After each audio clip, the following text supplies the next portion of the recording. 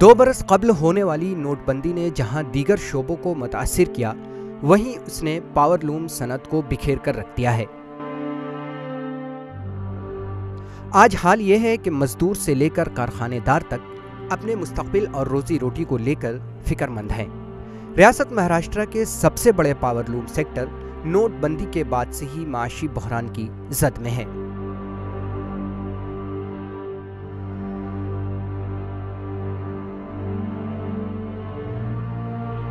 अभी तो इतना असर है गांव में, पार्टियों के उड़ने के तमाम रोमार है। आज तो ये हाल है कि कपड़ा किसके हाथ बेचा जाए, कहाँ ना बेचा जाए, सबसे बड़ी तकलीफ तो ये हो गई है। और बाज़ार में पैसे का रोटेशन नहीं घूम रहा है, पैसा है ही नहीं।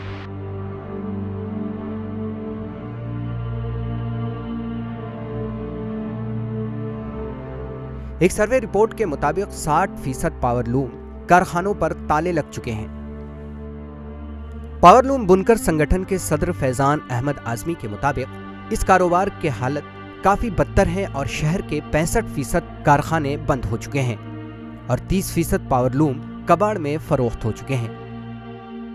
पावरलूम की इंडस्ट्री को कैसा बचाना, इसके ऊपर 24 तारीख को एक मीटिंग बम्बई में ली गई। उसमें ऐसा तय हुआ कि इंडस्ट्री को बचाने के लिए सब जगह के लोग एक होकर के, एकजुट होकर के एक दिन का बंद रखें कि 26 नवंबर को बंद करने का ऐलान हुआ है और जगह जगह इसका एजिटेशन होगा।